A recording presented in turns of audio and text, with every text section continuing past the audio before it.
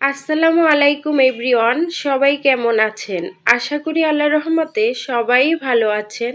আমিও ভালো আছি আলহামদুলিল্লাহ।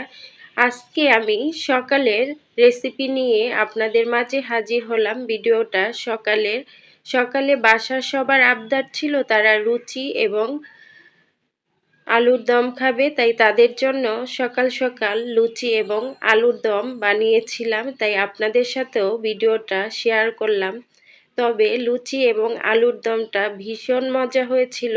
আমরা আসলে সচরাচর লুচি আর আলুর দমটা বানাই না, কিংবা বাসাতে তেমন একটা খাওয়া হয় না, কিন্তু বাসায় আজকে সবাই খুব আবদার করছিল যে আজকে সকালে লুচি এবং আলুর দমটা বানাও, খেতে ভালো লাগবে। সত্যি অনেক দিন পরে বানিয়েছি, এত মজার ছিল যা হয়তো না খেলে আপনারা কখনোই বিশ্বাস করতে পারবেন না। তো এখানে আমি আলু সিদ্ধ করে নিয়ে তারপরে ছোকলা ছুলে একটু তেলের উপরে আলুগুলো ভালো করে ভেজে তারপর আমি উঠিয়ে নিয়েছি। আর আলুর ভেতরে আমি একটু হালকা হলুদ এবং লবণ দিয়েছিলাম, আর সাথে এই যে পেঁয়াজ কুচি দিয়ে ভালো করে পেঁয়াজটাকে আমি ভেজে নিব। ভাজা হলে তারপরে একে একে করে মশলাটা দিয়ে দিব। আর এখানে আমি বিশেষ একটা মশলা দিয়েছি, সেটার কারণে আলুর দমটা ভীষণ মজা হয়েছে। এখানে আমি ধনিয়ার গুঁড়ো, হলুদ, মরিচ, আদা, রসুন, জিরে পেস্ট, তারপরে 1 চামচ গরুর মাংসের মশলা দিয়েছিলাম। তাই খেতে খুবই মজা হয়েছিল। আমি আসলে কখনো এরকম করে আলুর দম বানাইনি, কিন্তু আজকে হঠাৎ করে অনেক দিন পরে আলুর দমটা বানিয়েছি। এত মজা হবে আমি আসলে বুঝতে পারিনি।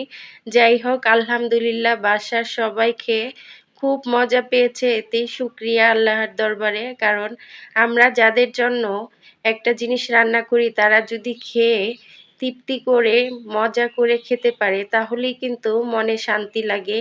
আর আমার তো সবচেয়ে বড় শান্তি আমার বাসার সবাই যদি মন ভরে খায়, তাইলে আমার শান্তি। আমি অল্প খেলেও আমার মনের ভিতরে একটা অন্যরকম শান্তি লাগে। আমি জানি আমার কথাগুলো অনেক আপুদের কাছে নিজের কথার মতোই মনে হবে, কারণ প্রত্যেকটা নারী কিন্তু তার নিজের সন্তান, স্বামীদের জন্য রান্না করে তাদের মন ভরে খাওয়ানোর জন্য।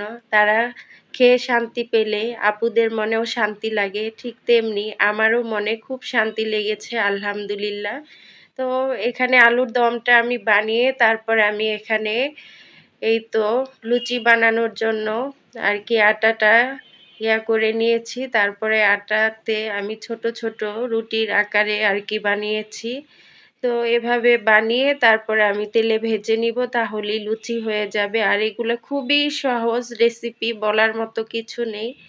আমার আপুরা ভাইয়ারা সবাই জানেন এর মতো সহজ রেসিপি হয়তো আর কিছুই হতে পারে না। তবে আমি বেশি লাল লাল করে ভাজিনি, একটু হালকা বাদামি কালার করে ভেজেছি। আলহামদুলিল্লাহ খুবই খুবই মজা হয়েছে। হয়তো আপু ভাইয়াদের নিয়ে এসে খাওয়াতে পারলে তারা হয়তো আমার প্রশংসাটা তাদের মুখ থেকেই করতো, কিন্তু আমি আমার নিজের প্রশংসাই করে যাচ্ছি, কিন্তু কিছু করার নেই। তো আমার ভিডিওটা যদি একটু ভালো লেগে থাকে আপুরা ভাইয়ারা প্লিজ সাপোর্ট করবেন, পাশে থাকবেন, আর আমার জন্য দোয়া করবেন। আপনাদের জন্য অনেক অনেক দোয়া রইল। আল্লাহ হাফেজ। আসসালামু আলাইকুম।